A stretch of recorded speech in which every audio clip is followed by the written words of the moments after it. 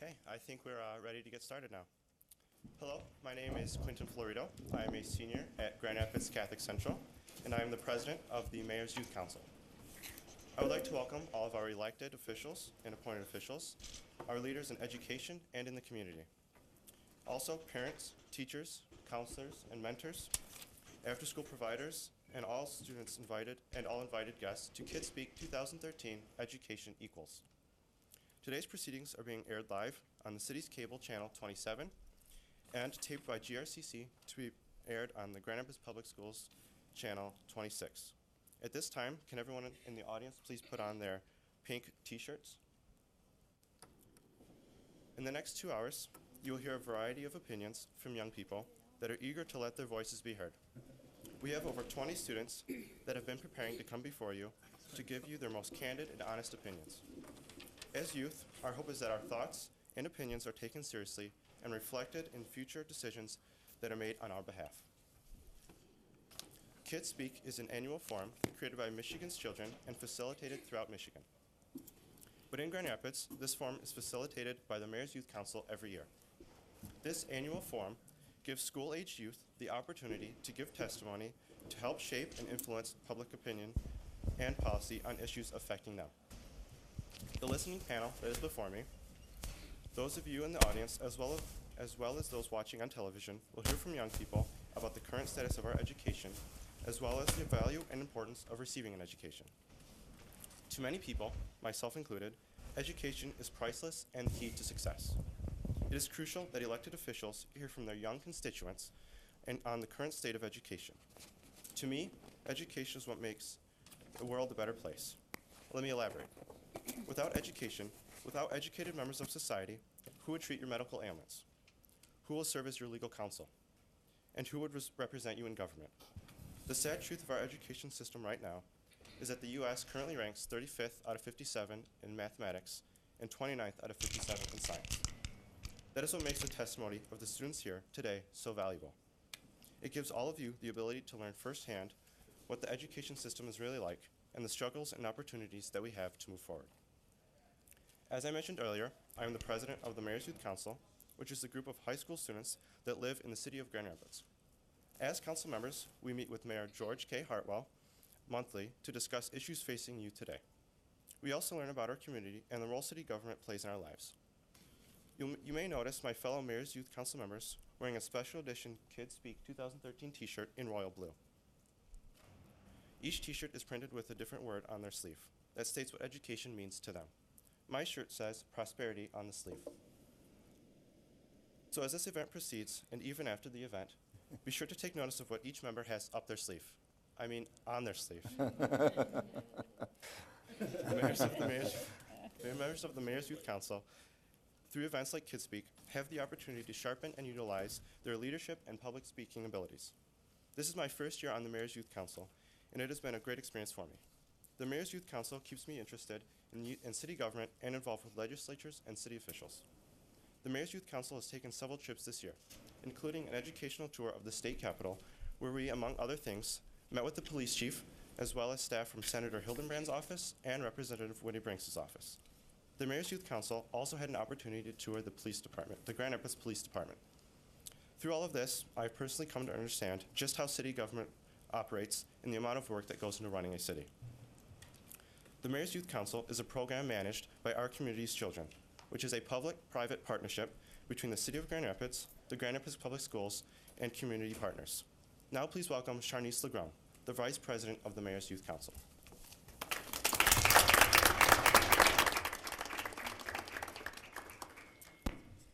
Thank you, Quinton. My name is Charnice Legrone. I'm a sophomore at Creston High School, and I'm the Vice President of the Grand Rapids Mayor's Youth Council. One of our subcommittees on the Mayor's Youth Council is the Kidspeak subcommittee. During these meetings, we discussed this year's topic and how we want to get the message across. We then thought of a few questions for the essay prompts and agreed on 6 questions we thought best fit the topic education. The group also got to decide what we wanted the subtitle to be for this year's event. We wanted a title that would draw the attention. The subcommittee also decided what we wanted the t-shirt design to be. On the front of the t-shirt, we decided to put the title of our event. On the back is the word confidence to represent what we believed education equaled. The Mayor's Youth Council would like to give a special shout out to our fellow students Cheyenne Doss, who's helping out at this event today, and David Nguyen, who's taking pictures to my right. They helped us create the title for Kidspeak, as well as the t-shirt design. Now we would like to take a minute to acknowledge Michigan's children, our community's children, for their guidance and support. We also like to thank the City of Grand Rapids and the Grand Rapids Public Schools for their partnerships in this endeavor. We'd especially like to thank the Grand Rapids Community Foundation's Youth Grant Committee for awarding us a grant to facilitate this year's Kidspeak as well as next year's Kidspeak. Please give them a round of applause.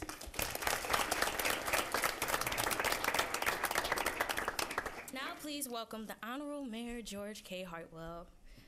Mayor Hartwell is in his third term as mayor. The mayor has shown through his actions that he really cares about the children of Grand Rapids and works to ensure that children have what they need for college, work, and life.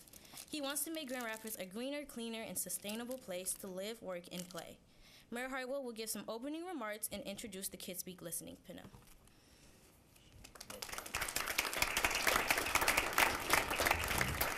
Thank you, Charnice and Quentin, and let me start by thanking both of you for the great leadership you've shown on this year's Mayor's Youth Council.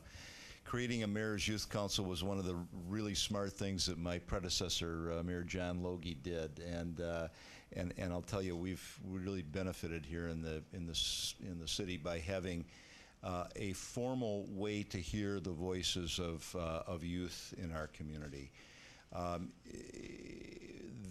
Quentin and Charnice, absolutely right. The Mayor's Youth Council gives them a great opportunity as participants to learn about city and state government. It's a powerful civics lesson, if you will, that takes over the course of a full year.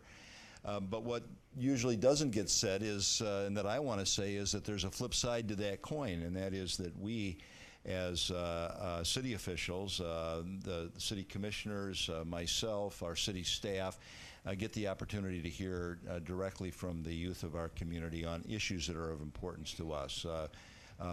This Mayor's Youth Council has been, I would say, more proactive than most in coming to city commission meetings, presenting on issues that are important to them before the entire city commission as we're meeting in formal session, and I've really appreciated that. So for those of you who are still going to be in high school next year and would like to consider becoming a member of the Mayor's Youth Council, we'd certainly love to have you.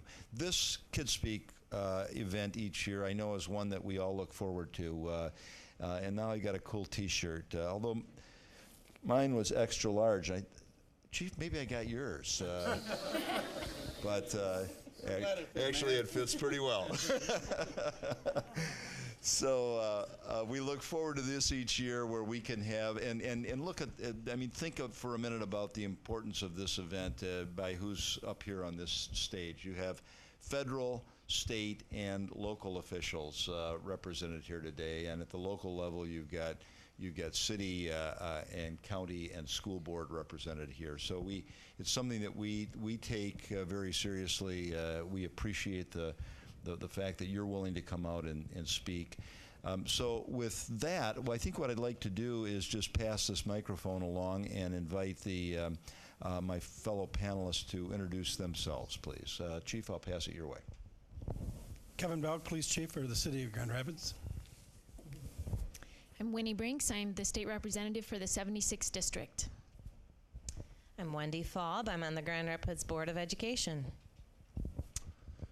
Jordan Bush. I'm the District Director for Congressman Justin Amash, representing Michigan's 3rd District. I'm Brandon Dillon, State Representative for the 75th District in Grand Rapids. Jim Talon, I'm Kent County Commissioner representing part of the City of Grand Rapids. Thank you, Michelle Corey from Michigan's Children. Sunita Lanier with the Grand Rapids Board of Education. Rayanne Booker with Davenport University and Gold Crested Polar Bears.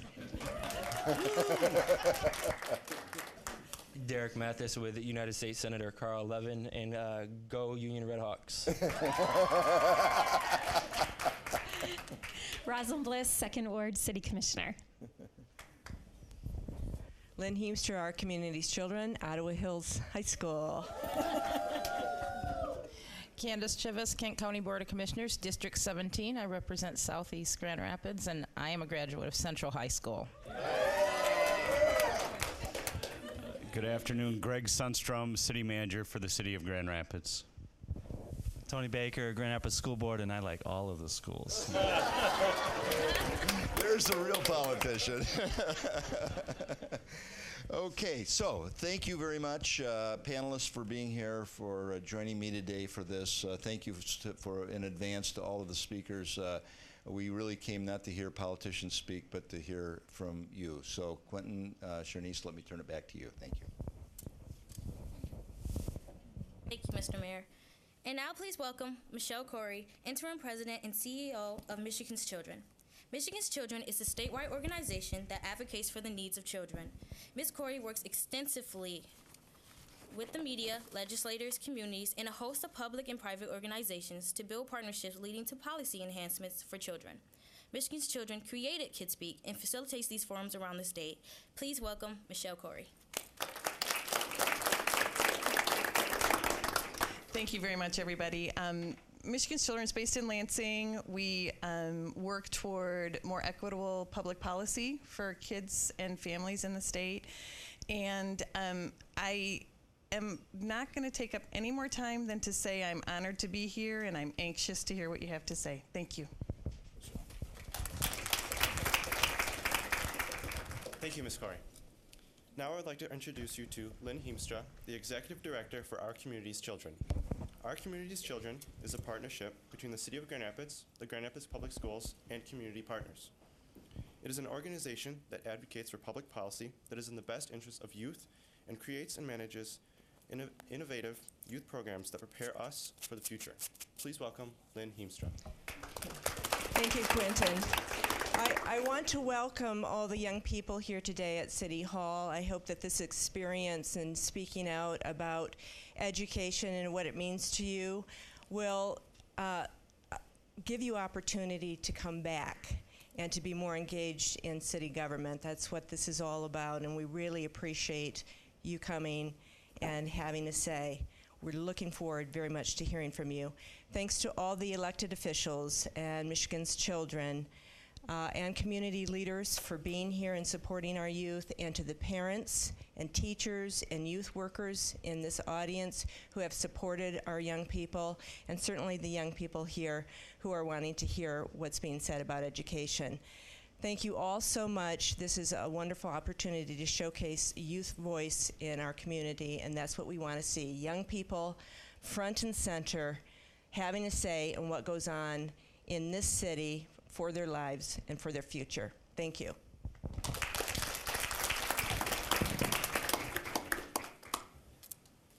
Education to me equals confidence. Allow me to elaborate. Being a victim of bullying, you tend to hear people tell you that you can't do anything or that you won't amount to anything. Education was the tool I used to prove them wrong. I began to immerse myself in my studies. Before I knew it, I was excelling in school and in life. As a sophomore, I've been accepted into the National Honor Society. By taking my education seriously, it gave me the confidence to believe in my abilities and to believe in myself. No person can say or do anything to take that away from me.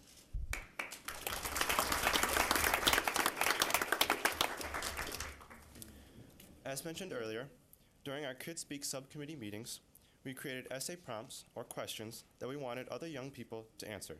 These questions were designed to provoke not only thought, but also to evoke passion. Because what education equals or means to one person may mean something else to another. So today you'll hear the answers to the following questions.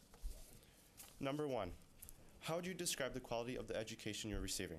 What works? What's missing? Number 2, do you believe your school's curriculum is too challenging, too easy, or perhaps somewhere in between?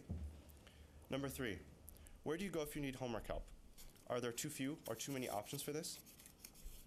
Number 4, in what ways are you preparing for the next grade level, high school, college, or career? Number 5, who or what motivates you to succeed in school? In what ways can adults reward you for a job well done? And number 6, what does education mean to you? And now what we've all been waiting for. First we have Fernanda Munoz, an 11th grader at Union High School.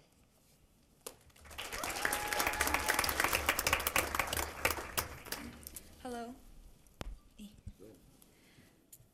I am motivated by one person and one person only. This person has gone through barriers that no one could ever imagine. Barriers that make you want to give up on life, as well as barriers. Many blessings also have come to this person. Aside the fact that she's pretty alone in this world, with a large group of friends and a short amount of family, going towards life like if the end of the world was just right around the corner, it's just admiring to see women go beyond the above average to do something better with their lives. I am motivated by this person because of that, and also because of the strive and the determination that she has for becoming successful. They say only childs grow up to becoming more mature at a quicker age and develop much more quicker than a child with brothers or sisters. And this person has practically raised herself. Her father working second shift causes her not to see him or so much at all. But even with her being on her own in the house, she has managed not to do something she could regret in her life. She has made the best decisions she could to maintain her father's trust and continuing in the right path. You may think, well, who cares if her father works? She should always make good choices. Well, ladies and gentlemen, we all don't have the same train of thought, which is completely understandable. Some leaders are in the making or are yet to still be born. Now learning the true meaning of life and its courses. The one who motivates me wakes up at 5 o'clock in the morning to go to Kent Career Technical Center, goes to soccer practice and work, but yet still manages throughout the day to keep a smile on her face or something similar to a positive attitude. The sacrifices may break her at times, is what later in the future will make her a stronger and wiser person when making decisions that she will believe will benefit her. This person has taught me that being alone doesn't mean you won't ever get help or no one will ever reach out to you. She has motivated me since the year of 1995. You may be looking at yourself and maybe asking, how could such a person at such a young age motivate you? Ladies and gentlemen, this person who motivates me every day since day one, the person who on her own was taught the meaning of independence, the person who has reached further than what expected based on family history, the person who is aiming for leadership rather than to follow, happens to be standing before you. I motivate myself for all I have been through and all the decisions I have made and have not made. I have been given the opportunity to fall into the wrong path many times, but yet I still managed to focus on becoming a successful businesswoman. I have overcome many barriers in my life that could ruin possibilities of achieving my dream, and I'm currently overcoming one barrier. I am not that much of a religious person, but I don't think you need to attend church almost every day of your life to believe in God. In my eyes, God is everywhere, and if you seek for him, he shall be there. And because of what I believe, I feel that when positive things come my way and there's no one next to me to tell to or to celebrate with, God is there, listening to my joy and sharing it with me. It really motivates me to see young teenagers, such as myself, searching for a better life, starting from the bottom to reach the high mountain of success. I only wish to be known and recognized for all the hard work I've done and will continue to do. My motivation is becoming a better person, having a better life. Share with those who have actually been there for me, such as my dad, my teachers, and some of my friends who are actually sitting right where you are.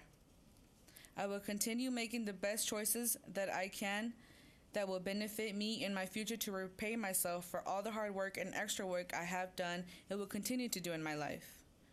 But I will continue my journey to success and share with the world if possible, and hopefully motivate others to making better choices in life.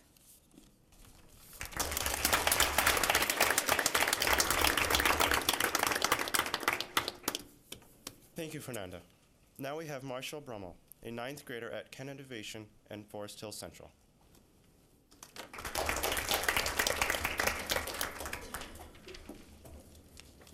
Hello. Hello. So my topic is about re-energizing online courses. So recently, many schools have been popping up that are all online schools, or schools that were all online are now moving to a mix of teacher FaceTime and online courses.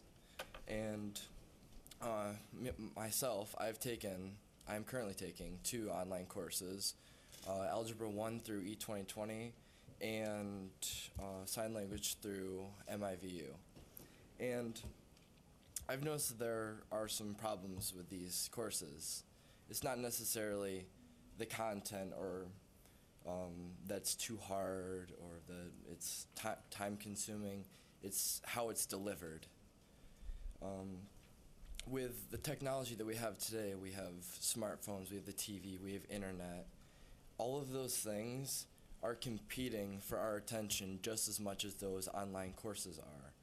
And right now, the courses are losing those battles. They're not staying up with the current technology.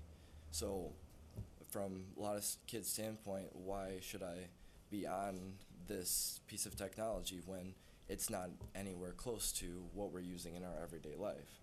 I know a lot of my courses I can't even access from my iPhone, so it's kind of a problem when I don't have my computer.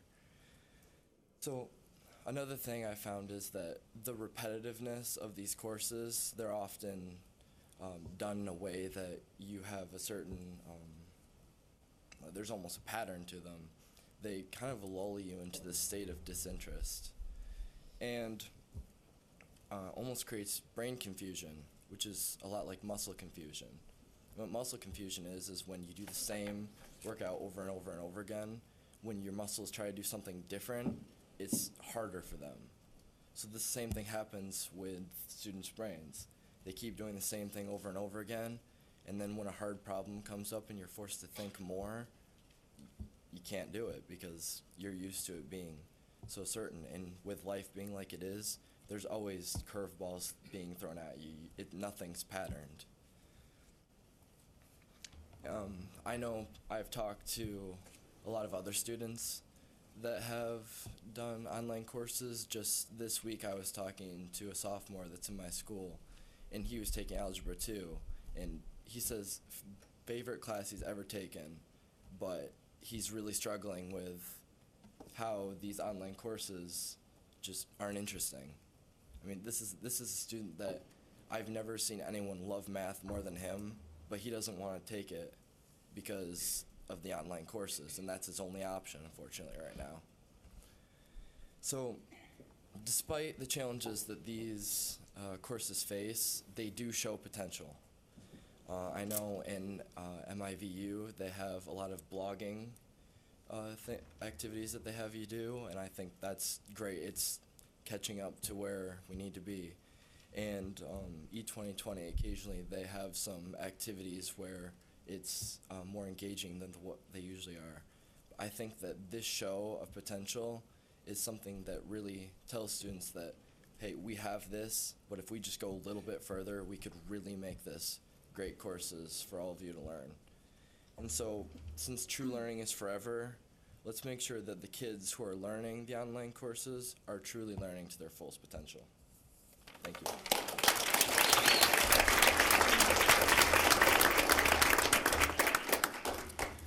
Thank you, Marshall. Next, we have Timothy Williams, a senior at Southeast Success Center.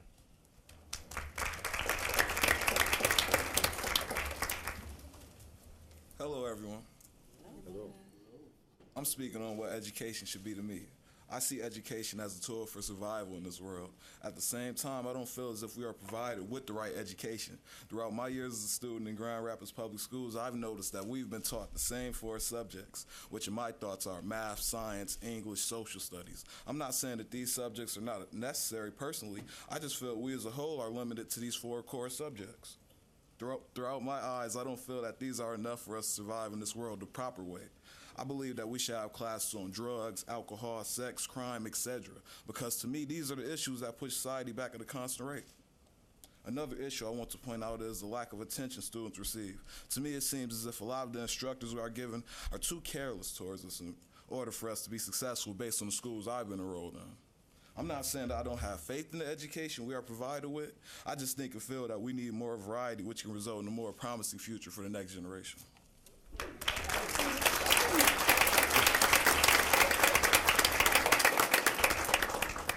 Thank you very much, Timothy. Next, we have Hilaule Abdi, an 11th grader at Central High School.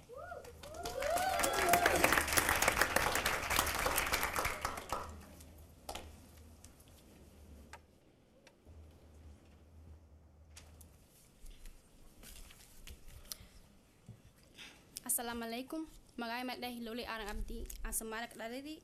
Geg Mekwarmoe education. Hi, my name is Halali Abdi. I'm from Somalia. I was born in the city of Mogadishu. Somalia is a very beautiful place with great people. The problem that I had in Somalia is that there were no schools where I could be educated. Many kids wanted to go to school and learn, but instead we had to work 24 hours straight every day. So when I came to the United States, the world opened up for me. I had the freedom to go to school and learn. I had the opportunity to actually be someone in life. I learned to stand in front of my peers and actually share my thoughts and feelings. When I first came to the United States, it was very difficult for me to get around and communicate with people at my school.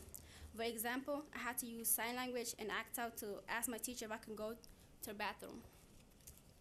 It was very embarrassing because so many kids used to tease me because I couldn't speak the English language. I had no friends because I didn't know how to speak English. And I would always feel left out, lonely,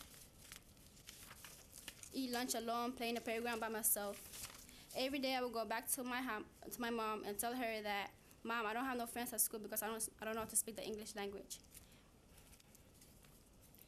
And my mom would always tell me no matter how hard it is to learn a second language, you should always try your best and never give up. One day I went to school and tried to talk to this student. I didn't know what to say, so I started speaking in my language, Somalian. The guy looked at me like, what the heck is she saying? So when I walked away slowly, my head hanging down, sadly. Unfortunately, a friend of the family suggested that I get a tutor. After working with a tutor for about a week, I couldn't believe it. I was learning words, English words. I learned words like hi, my name is, how are you doing? It was amazing. I couldn't wait to learn more and more. So ever since then, I got so interested in learning. I would study my vocabulary word every day and night. I would highly suggest that students get access to tutoring. Education has become my main priority. So what education equals to me are opportunities. The opportunity to express my knowledge and skills to the world, to be a leader and example to young kids who are second language learners and kids around the world. Education gives me the opportunity to explore new things and to prove those who dare my abilities. Wabarashiri yo kasoite wabasan sen formal. Hadi wabarito o afgise kasoito shakiya haras wabarang harasa. With the power of education and knowledge, many doors will open up for you and for me. Thank you.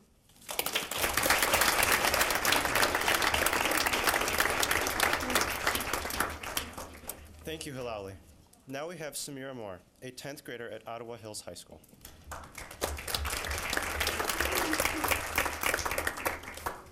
Hello. Education has been a goal of mine since I was younger. I understand that my education will be the key to my success and dreams. The places I want to go in life cannot be reached if I don't have the education. Kids, I preach to you why education is important, because your future is in your hands. Everything happens for a reason. If you make a mistake, all you have to do is try your hardest to make it up.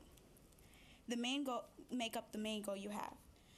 Just keep it moving and don't stop, because people will always bring you down. But you can't let them bring your success down. You are the answer to your success and your key. Now if you believe and keep telling yourself you got this, you can and will achieve your goal you set for yourself. As a 10th grader, I have the chance to be in dual enrollment. I didn't think that I would be so successful in it because people in my own family tried to bring me down. Well, right now, I proved them wrong because I have a 95% in that class, and I'm getting college credits while I'm only a 10th grader. I know this summer I'm going to Davenport to take college courses and also live in the dorms. I thank everybody for giving me this opportunity, and I thank the board for letting us trying to success and get these opportunities, so that when we go out of high school, we will get a more outlook on what we have. Thank you.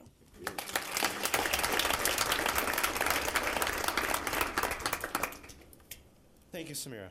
Next we have Khalil Jackson. a senior at Union High School.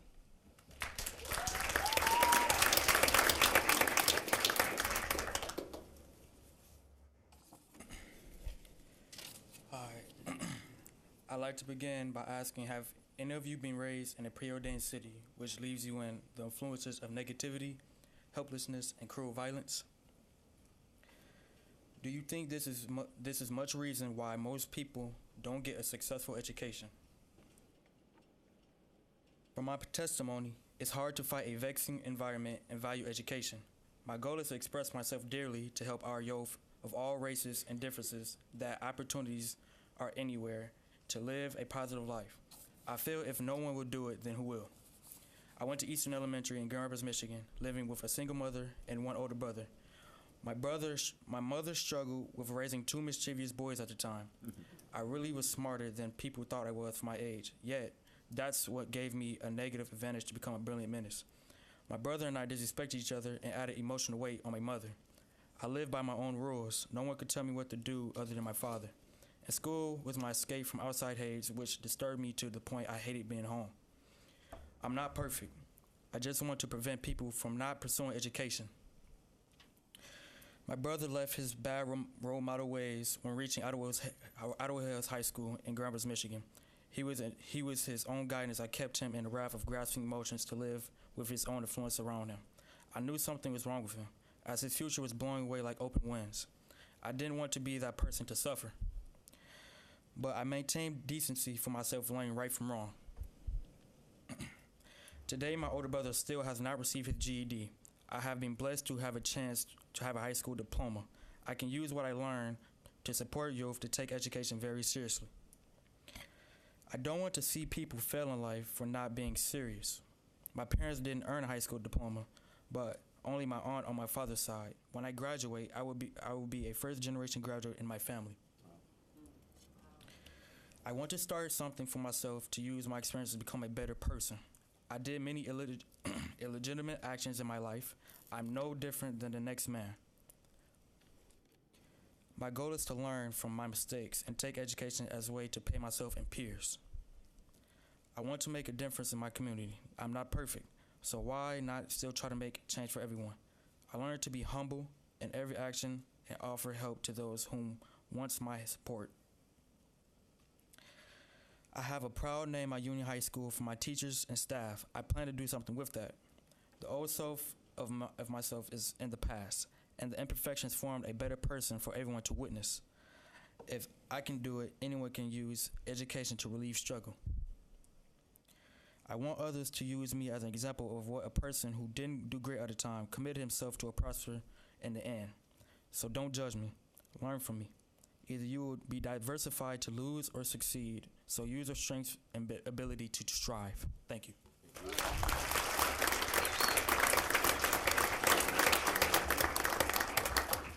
Thank you, Khalil. Next, we have Sarah Kramer, a 9th grader at City High School.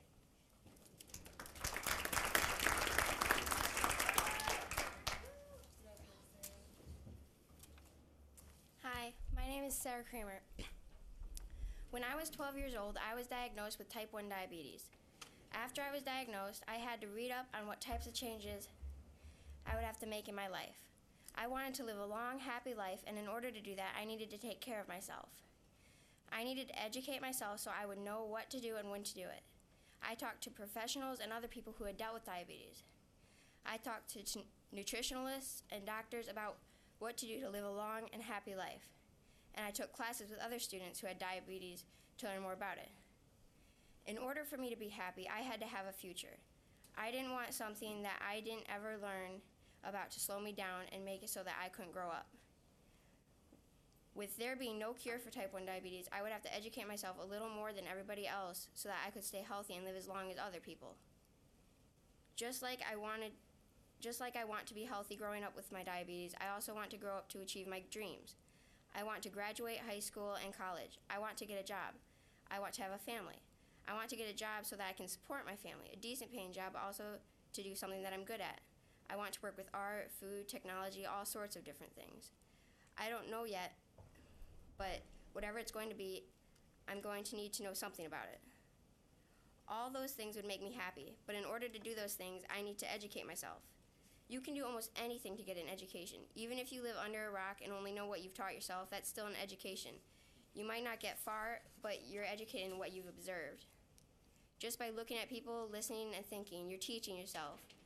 You can learn by socializing, reading, or even just surfing the web. Going to school, working with teachers is a great way to get an education, all the way from pre-K to college graduate, or even further. The main thing about getting an education is that it's up to you. People can't force you to learn. You have to take it upon yourself to try, to put an honest effort into learning. It's not enough to just go into college and read books and half listen to other people talk. You have to absorb it, you have to remember, and you have to understand. You have to work for it. If you don't want an education, then you won't get one and you won't be happy, or at least not as happy as you could be. Just like I had to become educated on managing my diabetes by learning what to do and when to do it in order to have a healthy future, I'm going to have to become educated in general in order to have a good job and a happy future. If you educate yourself, you will achieve more of your dreams than you ever could without an education, and that's how education equals happiness.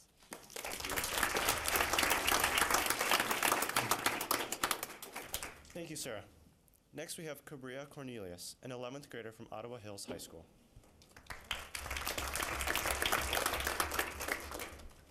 Hello. I would like to express how education is very crucial. The time that it takes you to go to school should be used wisely. Teachers don't come to school just to watch students, sit around and not take the time and, inherit the education that's being taught to you. No one else, or education is important, so basically just why waste it? Nowadays, you cannot get a good paying job without an education.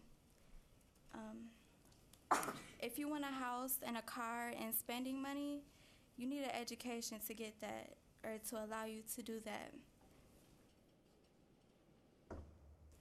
You have to encourage yourself. You need to believe in yourself that you can be something and someone someday. The best advice I can give to anyone is to look into your future and set goals. And also to find a good role model, because if you have someone to look up to, then you can learn to want to maybe be like them one day.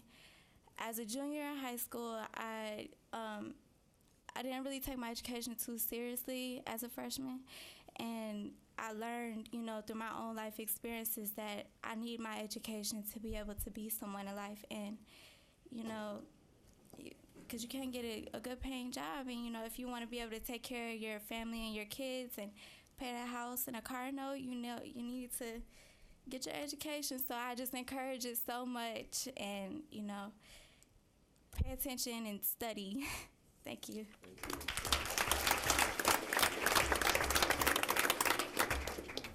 Thank you, Cabria. Next, we have Samantha Ashford, an 11th grader at Union High School.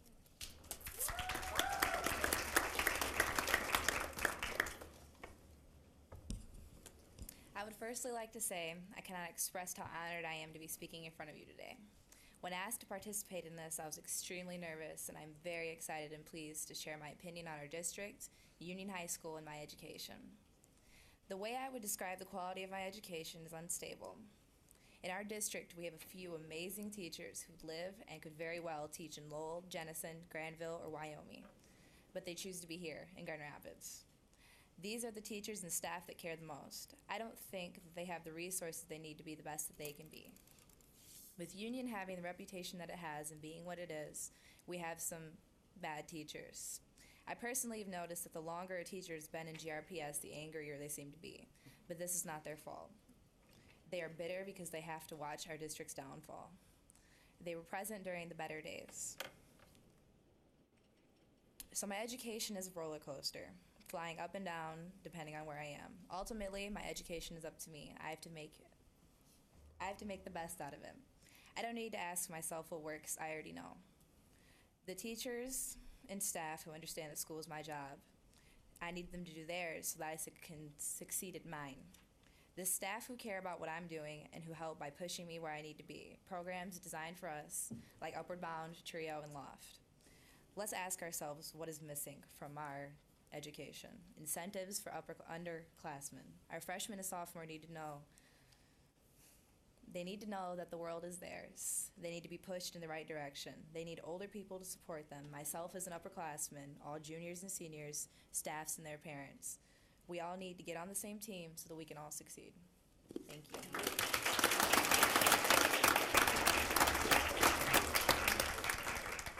Thank you, Samantha. And now we'll have Daniel Vargas Leon, a senior at Union High School.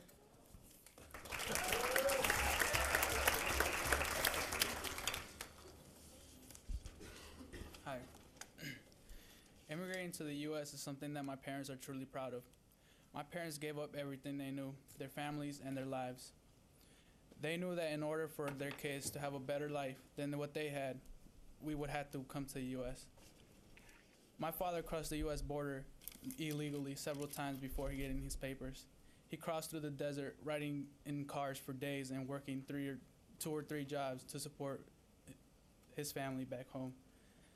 Now my father is 52 years old and he is still working hard jobs.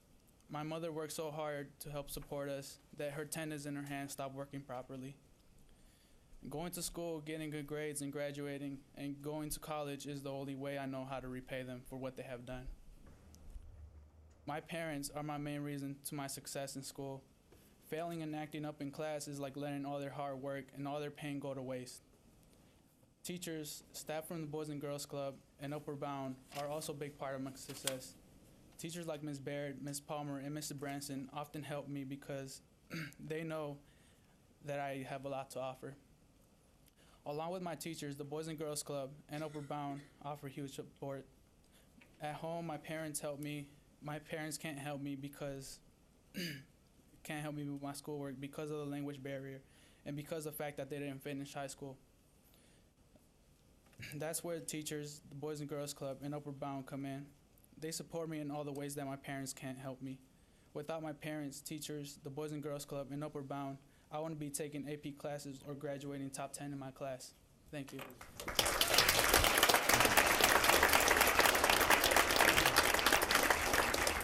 Thank you, Daniel. And now we have Laisha Florian, an 11th grader at Union High School.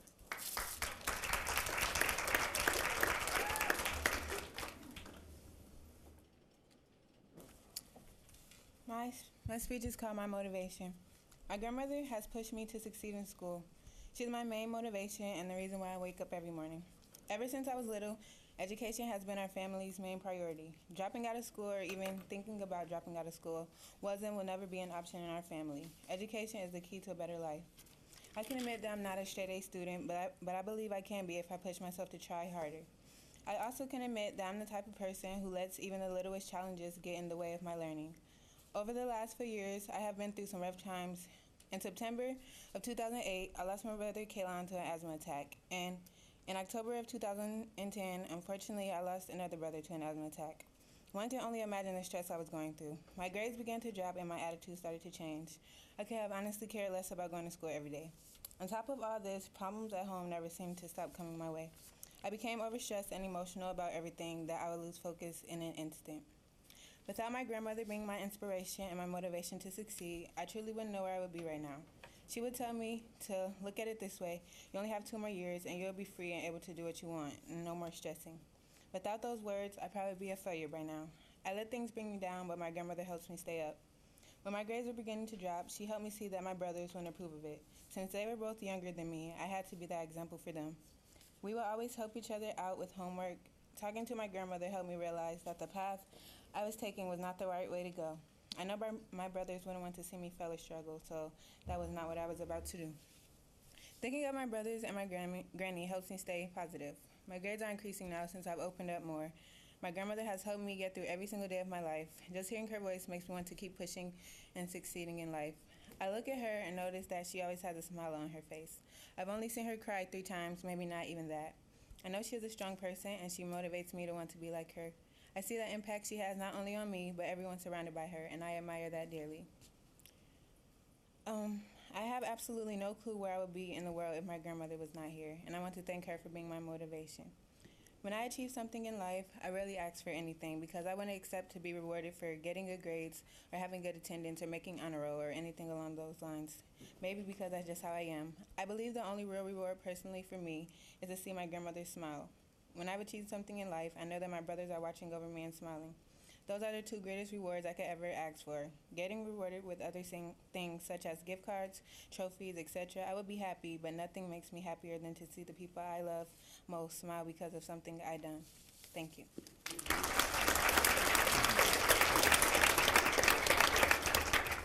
Thank you, Laisha. And now we'll have Cassie Javis, a senior at Grand Rapids Montessori High.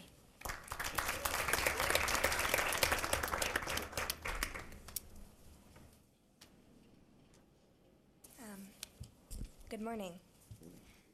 I'd like to say that I think I'm a pretty good student. I think I'm very decent at math, but this year I've been struggling a lot with pre-calculus. Probably one of the reasons for this is that my teacher has never taught pre-calculus in her entire career, and she's nearing retirement. There are several situations like this around my school district in which the teachers may be certified to teach a class, but they're not proficient at teaching it.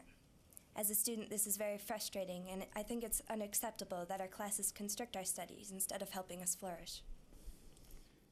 In my opinion, the quality of the education we are receiving is not adequate. In fact, all the other kids I talk to, well, many of them, they have the same resentment towards the school system as I do because of the way it runs.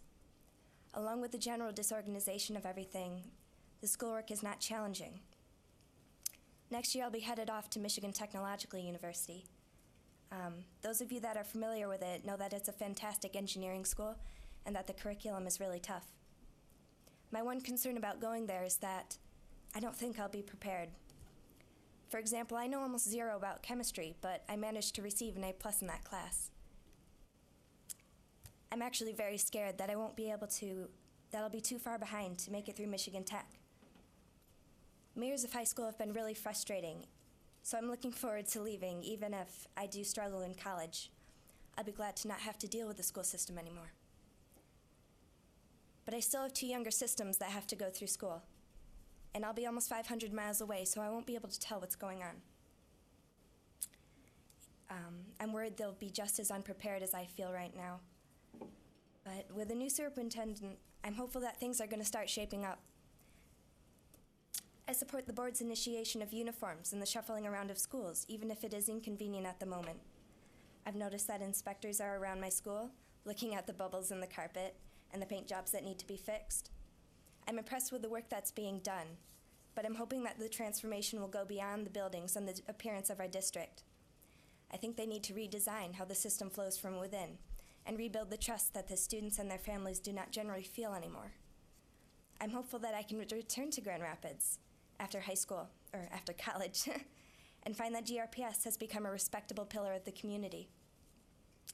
A place where there's organization and dependability from Franklin campus. A place where kids will go on to universities all over the country. I want to come back home and find a district that I would be proud to send my own kids to one day.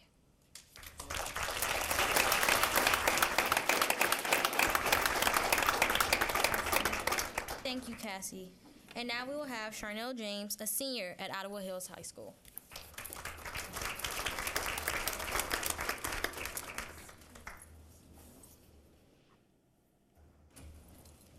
Hello. Throughout my life, I've created dreams and ambitions that I soon believe to accomplish. Since I believe in the sky is the limit, I dream above and beyond. But I know that my education is the key to the doors of my dreams. In life, you can't do anything without a proper education because no one will take you serious. My first year in high school, I was always labeled as the nerd or the kerm or etc. But those who threw the darts at me are now praising me for who I am now. Without my education, I would not be the vice president of National Honor Society or the athlete of the week. As I talk to those who are younger than me, I stress the importance of going to class and learning what needs to be learned to be successful. Education is something that should be taken seriously. Don't mind the ones who may call you a nerd or anything else, because in my eyes, the educated ones are the cool ones. So be true to yourself. Thank you.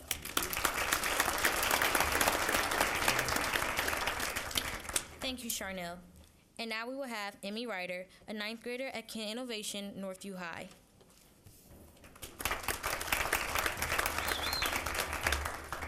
Okay, good morning. So Kent Innovation High is a project-based learning environment. We're taught the same content standards as our peers at traditional schools, but we do this by creating final products using real-world connections and innovating our own ideas. At Kent Innovation, I know I am being educated to the best of my facilitators' abilities using the resources they have available to them. Each of them wake up in the morning passionate about what they do. Every day when I walk into their classroom, that I know they are not only looking out for me, but also thinking about my potential and what I can do in the future. Facilitators purposely try to challenge me with every single project by using either questions to test my knowledge, which will leave me curious, or replacing me in a less than ideal group to teach me how to code. Overall, I know they press me my hardest, so I'm able to do my best and live up to my entire potential. KIH is a safe, friendly, caring environment where I feel safe expressing my thoughts, feelings, ideas, and opinions without the fear of being chastised. At Kent Innovation, we have a 1-to-1 student-laptop ratio. There are no textbooks. We have so many more credible resources and sources of information available to us versus a traditional school. At traditional school, you are stuck with the information you are handed. There's no way to fact check and no way to gain other information and no way to have other points of view. Kent Innovation has a positive atmosphere. Students come to KIH to further their experience and change how they learn. We participate in discussions, contribute to our group, and most importantly, ask questions. We ask questions to grow our intelligence base, not to find out when something is due, but to deepen our learning. For example, when we learned about World War II, we were able to interview real veterans from World War II and hear their stories. We took these stories and made them into documentaries for the families of the veterans and the veterans themselves to keep as a keepsake. This was better than learning straight from a book where you would have one point of view, and this way we could see the war from a first-person point of view. And we also were able to showcase our documentaries to the community of Grand Rapids and Kent County. So how can the United States of America's education system has a few flaws? How can we minimize them? I think that there needs to be more interesting content. We need to try and move away from textbooks. We need to move away from worksheets, and we need to be able to move with the technology that we have available to us. If the technology is there, why aren't we using it? I've never heard of a job where you sit and listen to someone talk and then take a short multiple choice test afterwards. In the real world, with real jobs, you need to collaborate, innovate, and discover and put your skills into a real situation. Project-based learning schools are preparing us for success in society. Why aren't schools looking at what makes people successful and incorporating them into their curriculum? Why haven't schools progressed with the society and technology? Why are we still using textbooks? Why are the students still sitting in lecture halls, bored out of their minds and sleeping, instead of sitting at restaurant booths, watching their laptop screens on the TV and brainstorming ideas? Why are kids failing classes or dropping out of high school? I think it's because that they're bored and they don't feel that the education is giving them what they need. I believe that a project-based learning school will revolutionize how students can learn in the future, and I think that schools need to incorporate these aspects into the world. If schools do not step up their act to engage students, they will ultimately end up failing in the workforce and never reach their full potential. Thank you.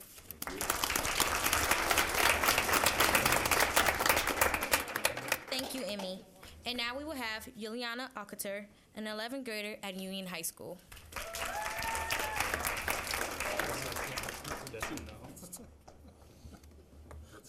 Good morning. Success. Opportunity is given, success is taken. Life is full of challenges that we have to learn to overcome. What many people are not aware of is that they are given the ticket to a successful future at a very early age. Education is that key. It is the opportunity to succeed. Here in the United States, education is not prejudice. It is offered to all people at no cost, up until you hit college, of course. Education equals opportunity, future, and success. For the kid who is woken up by arguments between his parents, who once again cannot afford the rent. For the kid who sees his mother only on weekends because she is working 3 jobs to support the family. For the kid who was abused. For the kid that found comfort and love in all the wrong places. This is for that kid. Education is given to everyone, no questions asked. This is his escape from the life he lives. This is where he can strive for a better tomorrow, overcoming yesterday. This is his opportunity. Your future is what you make of it. Education is what can get you anywhere you want. A brilliant actor once said, do what you have to do to be what you want to be. Through education and dedication, you can become anything you want.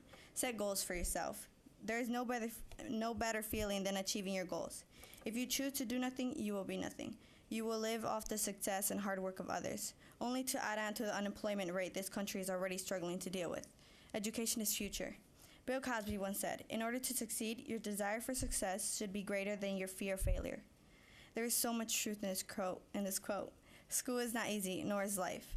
It is one of the many challenges thrown at us, but quitting should never be an option. I am an AP student, captain of Union High School's 2013 varsity soccer and volleyball team, the lead in the school's plays, along with being a full-time daughter.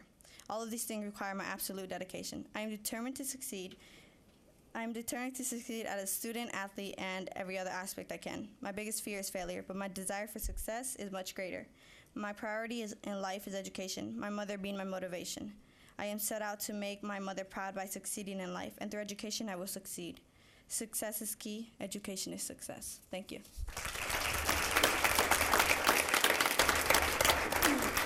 Thank you, Liliana. And now we will have Eric Reyes, a senior at Grand Rapids Montessori High. Good morning, everyone. Education to me means success, because without success, you wouldn't have goals. And without success and goals, it would be impossible for you to accomplish anything you want to achieve. Education is the elevator to the top floor of success. Education is the golden key to anyone's dreams. Without education, you can't go wrong. It's almost like you're unstoppable. With school and education, you have the ability to pursue anything you want in life. I honestly think that it would be very hard to be successful without education. Look how hard it is to get a good paying job without a college degree. Education is a stepping stone to big bucks. Education is also the map to wealth. Everybody in the world loves money. Our world is built off of it. Education has helped prepare me for the future. It has opened up my eyes to the wonderful and horrible things in the world, and without it, a lot would be unknown, not only to me, but to everyone who lacks knowledge or doesn't go to school. I would like to encourage all the youth to take advantage of school and what you are learning, and use it to overcome the struggles and downfalls in life. Me, I grew up on the southeast side. You know, it's not the best. You know, I don't live in one of the greatest neighborhoods. You know, I lost a lot of friends to the streets. You know, and to me, to be the kid to use education as a tool to get out and to fight, you know, it's actually been very great. I mean, I'm a deanless honor roll student. I go to Grand Rapids Montessori. My parents, they push hard on me, you know, to be the best that I can be. I look at some of my cousins. Some of them are still in high school and coming out of middle school and having kids and stuff, and it kind of hurts me inside, because that's my family, you know, and I want them to actually go far in life also. So me, I try to set the example for younger youth and also my younger siblings, and I try to be the one to be the leader and actually be the first to graduate from college in my family. So to me, I love education, you know, and I love school, and I just like to say, man, everyone here in Grand Rapids, you know, a lot of people say they hate Grand Rapids, you know, but this is my city, this is where I'm from, so if I make it big, I like to represent everyone here, you know, so like I said, education is not only that tool and that map to it, but also on my shirt I have education equals money, you know. So you know, education is more than education can be fun also. So I like to encourage everyone here, man, to stay in school and just hit the books hard, you know. So that's it.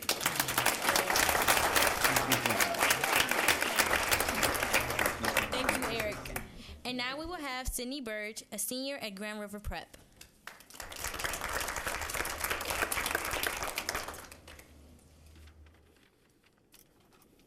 Good morning. I'm here as representative from the neighboring Wyoming Teen Council, and thank you again on behalf of all of us for taking time out of your busy day to listen. Education comes in every possible form and manner and in every corner of the earth. Yet one thing that I have seen about education is that nobody is ever truly happy with what they have. which could potentially be either a good or a bad thing, depending on how you look at it. You could, for example, choose to look at it as the ongoing need for people to continue learning and growing with experience, and needing to keep going and getting more out of their life, constantly asking questions and yearning to learn more. However, more often than not, in teenagers, that is not the case. More than likely, you are to find the other extreme. Let's talk about my school, for example. This year, I am a senior at Grand River Preparatory High School, a small, fairly new charter school in Kentwood. My freshman year, I complained all the time that it was too small, since there were maybe 150 kids in the entire school because it was still in its second year as a school. I wanted to go to public school. I didn't want to go to some tiny little nerd school. Then this year, I caught myself complaining again. I'm so ready to graduate. The school has too many people in it. Too many people. I was complaining now that the school was too big. I think at one point, I even started laughing at myself because of how ridiculous everything was. And I know for a fact that if I chose to go to public school or even a private school, I'd find something to complain about there too. Because let's face it, we are never truly happy with the education we are given. And there's a simple reason for that. We take everything for granted. Everything we are given in school, we take as something that we are supposed to be given. It is a duty of the schools to give us things like laptops and smartboards and tablets. It is a duty of school to supply us with gourmet food and top-of-the-line sports uniforms. At least, that's what it seems like to most students. Most American students are completely oblivious to how lucky they actually are to be receiving anything at all from their schools. Countries like Costa Rica, where I stayed for a week, can help put things into perspective. While I was there, I got to visit a local school. The experience was incredible. They showed us their library, which had maybe as many books as I do in my living room. Their air conditioning consisted of an open window and the occasional fan. Yet they were thankful for everything that they were given. Yet you come here to America, where at my school, people complain because it's too cold towards the end of the year in the gym because the AC is on too high. And you have to drive the minivan to school because your own 2001 Ford or Chrysler something or other is going in for its tune-up. And on occasion, you are forced to borrow a friend's cell phone after soccer practice because your own iPhone is almost dead after roaming for a signal all day in your locker. Or you have to check your email on your friend's laptop because the school-given laptop that you were using was dropped by your locker after reaching for your textbooks and novels for your various classes that, of course, you were just complaining about having to lug around. In our culture, in our day and age, we are so spoiled with education that we begin to think we are underprivileged. We complain about things we are given and homework we have to do, but we never really stop to realize just how lucky we are to have these things in our school. This is what motivates me in school, the idea that there are people out there in our country, but especially in other countries, who are far less fortunate than us. This is what motivates me to do my schoolwork and graduate this year. Even when senioritis is infecting every last one of my classmates, I stay motivated to continue on into college, to attend the Honors College at Western Michigan University this fall, and to get my major in social work, because once I get there, I'll be able to help these kids, the actually underprivileged ones. The ones who are thankful for what they have because they have seen a time at school where they don't have much to offer, unlike many of my classmates. Our education system needs to focus a lot more on the actual learning, how it is not given that we actually have to receive it, that many countries don't even have that option. The uniform I put on every morning is not a requirement, it's a privilege. That I get to get up every morning and go to school with my laptop and textbooks and a college acceptance letter. I am extremely lucky to be receiving the education that I am, but that doesn't necessarily mean that I won't steer away from a blue polo and khakis when I go shopping in the future. Thank you so much for listening.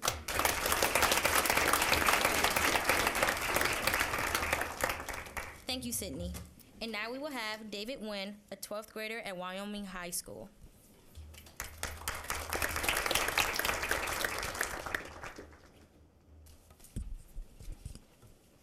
Hi, I'm David.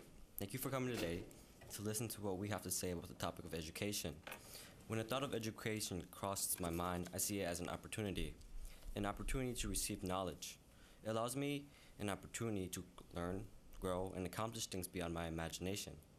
When I envision the brain, I see a dark, weary night sky. But when a piece of information is learned, it's like a star has appeared, flashing through this dark, weary sky. It flashes with the insight of what was unknown that is now known.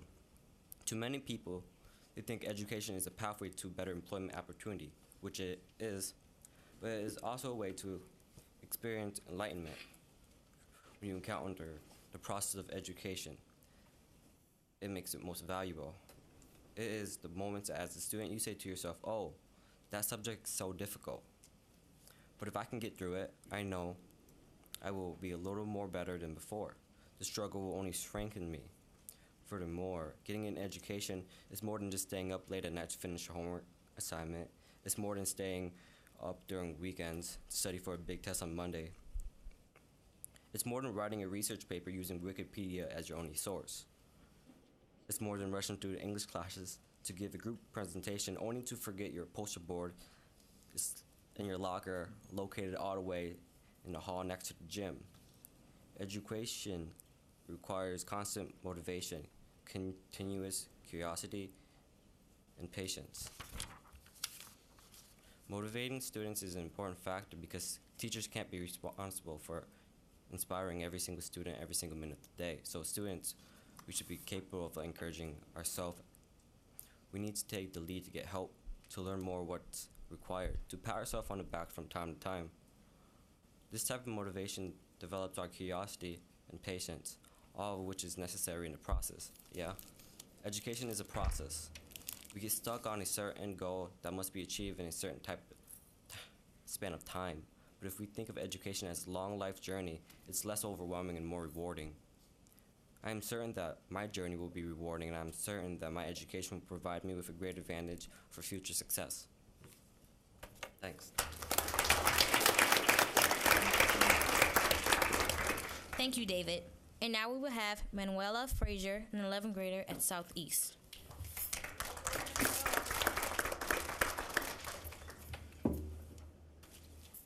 Hello. It is kind of nervous up here. Okay. First and foremost, I want to thank everyone for being here today and letting me express myself in this passage on the topic, what does education mean to me? In conclusion to my introduction, I want to define education before I tell it what it means to me. Education is the development of the ability of the mind, learning to know things in different ways, shapes, or form. So to me, education basically means the theory of teaching and learning. And education can take you as far as you allow it to go without any hesitations. Education is not to be manipulated, tolerated, nor interrupted, because its wonderful powers can take you from the bottom to the top, from being a paperboy to being a CEO, and dreaming into living out your fantasy. With the education, you can amount to anything that you put your mind to. Some people don't understand the significance of an education and where it can lead you in life, never for the worst, but definitely for the best. In order to get the proper education you need, you have to learn, study, and participate in various of activities. Sometimes it's better to see than hear in order to understand. People who have an education are highly skilled than people without an education because they went through the process of grasping the concept of education. And education allowed you to see the world in a different aspect. Some people did not get to where they are in life without an education. Reach for the stars and shoot for the moon. Education permits you to go beyond your ability to succeed in life, so you can live how you desire without major worries and sacrifices. Many talents come from an education, and we are all blessed and gifted with a special talent that lies within us. Whether we know it or not, we just have to seek it inside us. In conclusion, education means a lot to me, so much that I love the experience of learning new things, whether it's school, home, watching the news, reading, or just observing. The best feeling in this world is to know that every minute of my life, I am learning something about myself, my family, my friends, and my colleagues. Take advantage, because it's never too late to get your education. But why wait till the last minute, when in the next few years, you could be learning before you know it? You can be learning before you know it. And it's a building, and you can have a building with your logo on it, a car with your name on it, and a board with your face on it. Think big, live big. That's what education means to me.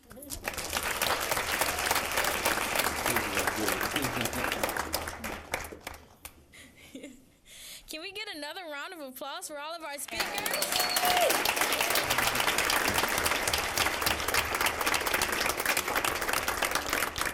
At this time, we would like for you all to begin filling out the survey you've been given. This survey will help us in evaluating this year's event to ensure that we met our outcomes and can improve upon next year's event. If you need something to write with, we have members of the Mayor's Youth Council circulating with pens and pencils. Please complete your survey before exiting the chambers. Members of the Mayor's Youth Council will collect them at the door. As you're filling out your survey, we just have a few quick announcements. First, if we have any high school students or residents of Grand Rapids that would like to apply to be on next year's Mayor's Youth Council, please go to our website at www.grchildren.us. That's www.grchildren.us for more information. We also have some applications on the table in the hallway, and I would really recommend it. Also, if you are 15 to 21, you live in Grand Rapids, and are looking for employment, the LEAD program is for you. The LEAD program is a civic engagement, leadership, and employment program that starts in June. Participants learn about city government, cover letter and resume writing, financial literacy, interviewing techniques, and visit Mayor's 50 businesses. These are businesses that have agreed to hire 15 to 21-year-olds that go through the LEAD program. And this program was recently recognized by President Barack Obama. For more information, please visit www.grchildren.us, and there is more information in the hallway. We would also like to thank Versatility for giving us a great deal on our t-shirts. I hope that all of you wear them proudly and often. It will help bring awareness and, of course, attention to this annual event. While you're completing your surveys, I just want to say that I hope you enjoyed Kidspeak this year. We hope to see all of you at next year's Kidspeak 2014. So save the date for Friday, April 25th, 2014. That's Friday, April 25th. Now please welcome Ms. Shannon L. Harris, Program Coordinator for Our Community's Children.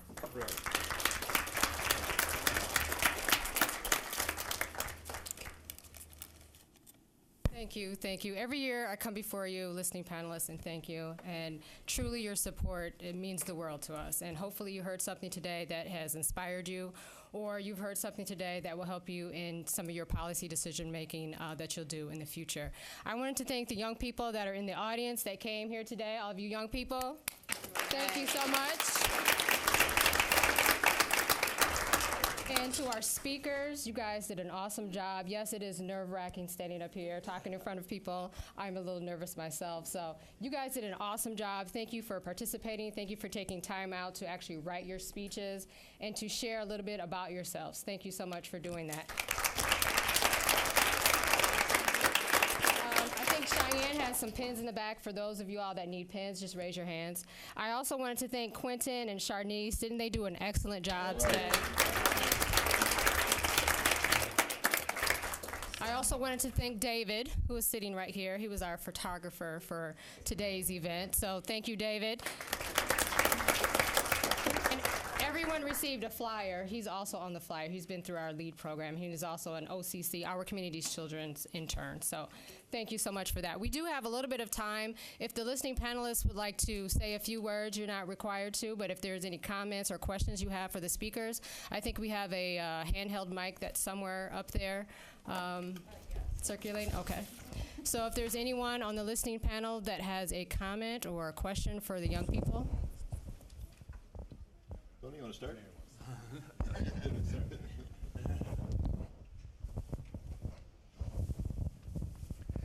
Well, let me start with just a few words and say how truly inspiring that is, and some very the concept of learning as a process that maybe is more important than the knowledge you gain.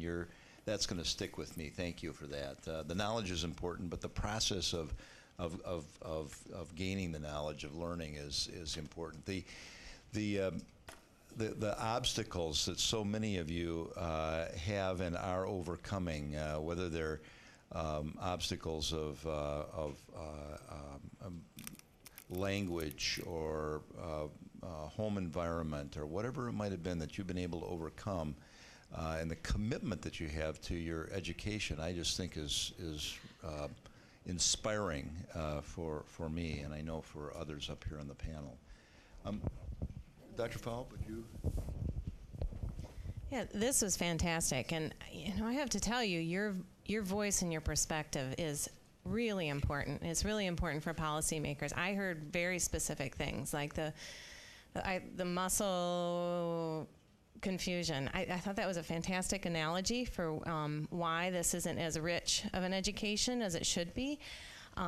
What I heard from Samantha about the teachers and some of the very differences in the I mean, this is very real policy making. When I heard from the young woman about not being prepared to go to Michigan Tech because her teacher was not proficient. And I'm on the Board of Ed. We're making policy. We understand what's going on. I know that those things are real and they need to be addressed. And even the young woman's story about her brothers with asthma, that shouldn't happen. And these are indirect to our policy making decisions, but it's really a gift that you took the time to articulate your thoughts and present them to us. And I hope it makes a difference. I would just like to thank you all for being here and for offering your thoughts. I know that that can be a tough thing to do, and you did something that was difficult today by sharing your thoughts in front of a large group of people, and you're a stronger person for doing that. And I think that's true about education as well. When things get tough and you persevere, you're doing something that builds you as a person, but also builds us as a community, and I appreciate your efforts in that. I have come away from this with sort of a keen observation that you guys are very aware of our failure or our success as a community to support you in becoming who you want to become and to be part of our communities. And so that will not leave me very soon, and I would encourage you to consider coming to Lansing to testify sometime before the Education Committee if you ever see a topic that is relevant to what you would like to say. And I'm also sitting here picking out future political leaders among you. So keep at it. Keep up the great work. Thank you so much. You serve on the Education Committee, and people could contact you. They could, yes. I too was very inspired by the motivation that everyone has, the importance everyone recognizes in education, and that need for our community to have a well-educated young people. From a police chief's perspective, we just know that if we can get kids through high school and get them graduated, that they become productive members of society rather than those that end up committing crimes and become burdens. So many spoke about that, but also inspired by so many that have overcome so many challenges that they face in their own lives, those that are first-generation graduates of high school and those that want to go on to college and realize that their ability to control their own destiny is rooted in the educational system. And how impressed I was that the quality of the speech and the depth of your thoughts. So thank you.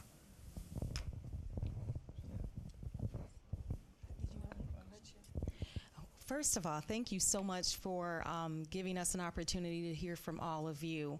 All of your speeches were well written and well delivered. And I'd like to thank Shannon and Lynn for organizing such a forum. And I think the diversity on this panel, so that the students could speak to different levels of government, I think is extremely important. And I'd like to encourage all of you to take those same speeches and duplicate them and send them out to different boards at the county level, at the city level, at the state level, so that your voice will continue to be heard. And don't stop here or even annually to come to this event to express yourselves. We want to hear from you.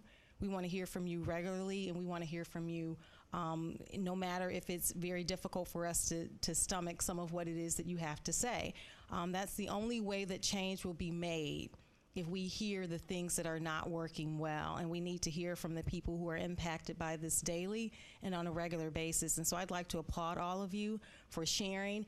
And I think, many of you talked about the importance of education and how you're inspiring other people. And it's great to see that there are so many other young people in this room. But take that on the road as well, and make sure that you're talking about it in school, where it may not be so popular to talk about education being the key to success or the key to money or whatever it is that's on your sleeve. And so make sure that you're sharing that regularly throughout your schools and your neighborhoods, because you are the future, and we need all of you to continue to do what you're doing today. Thank you. Very briefly, I'm sitting here and I'm actually so full today, positively full, from having heard from each of you and experienced the rich potential that's reflected in each of you. When I was your age, I recall doing something quite similar, pouring my heart out, sharing concerns that were important to me. And I think for us as a panel, what we've heard so far from everyone is that we hear you, that we've heard you. But when I was seated there at your age, I wanted to know that you heard me, but I also wanted to know, what did you do after you heard me? Could I safely assume that you want to know what we do in response to what you share? Is that okay? Okay. So my challenge to our panel, and perhaps to Shannon and Lynn and others in leadership of pulling together this forum, is I love this idea of Kidspeak.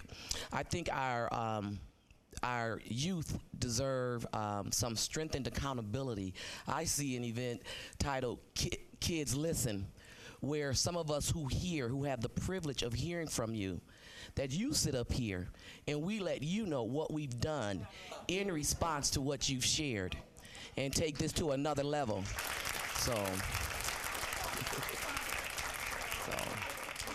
So that's my 2 cents. But thank you. I'll moderate. I just wanted to thank you guys all for your testimonies here. I know not too long ago, less than 10 years, I was actually where you guys sit, and just to see you guys in such in a different capacity, and seeing that you guys are superseding what I was doing at your age, and just to kind of tip my hat off and congratulate you guys. Thank you. I just want to thank everyone who got up to speak. It does take a lot of courage, and every single one of you should feel really proud about that and your willingness and bravery to do that.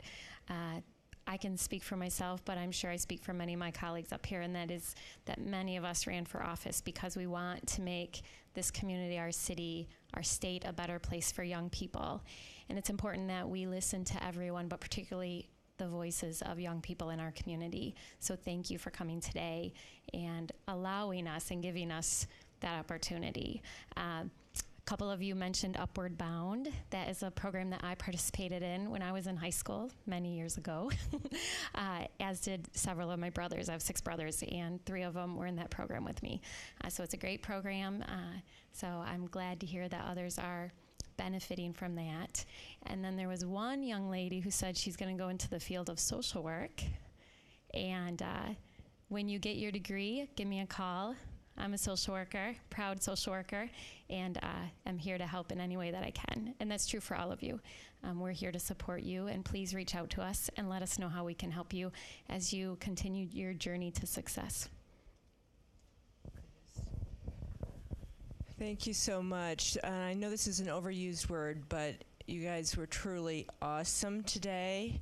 And I'm hearing words, your quotes, learn to know, struggle strengthens me, opportunity, future success. You've talked about dual enrollment, tutoring, re-energizing online schools. You've got fabulous ideas. And I hope that the experience today sparks within you the need to speak out more. And that goes for all of you, because I heard you all listening intently to your peers.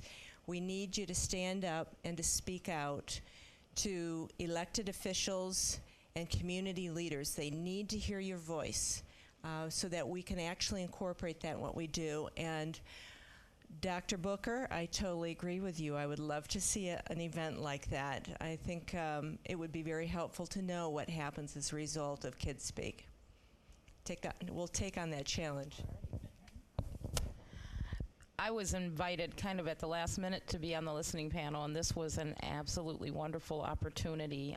The one thing I want to say is I'm not sure what the young man that said he lived on the southeast side and that the southeast side wasn't good. Well, I was born and raised on the southeast side. I represent the southeast side, and I continue to live and raise my son as a single mother on the southeast side. So while I completely acknowledge there are issues, and there have been issues all along, I do believe the quality of life is improving, and so I wanted to comment on that. Thanks again. As the third GRPS board member speak now, I think that we heard. I particularly was listening the strongest to the critique of what's happening in GRPS, and also just in general, such as any problems about the way we're doing education. And I think it's very much important. And it's nice that this is televised, so that way administrators from our school district and others can kind of get a chance to listen to what you say about the education you're receiving. And I am sure that we'll do something. I appreciate also that there is at least a sense of cautious hope that things are improving.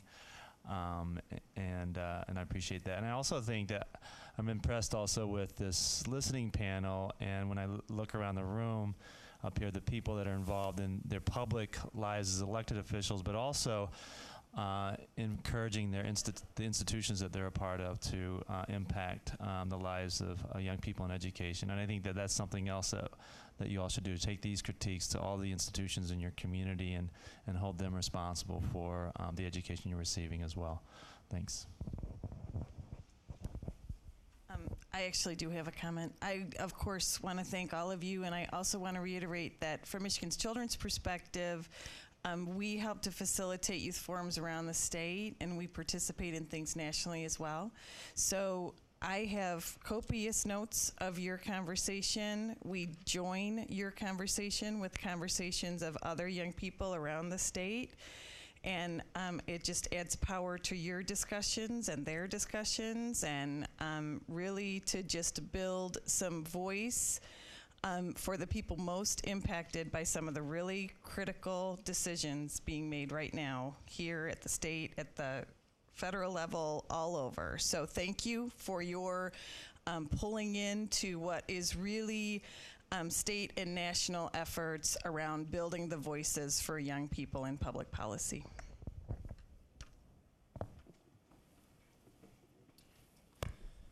On behalf of the Mayor's Youth Council, we would like to thank all of you for coming out today, and we'd like to thank Ms. Lynn and Ms. Shannon for putting this together.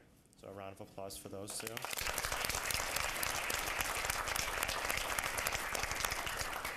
At this point, we'd like to invite all of you and all audience members to lunch.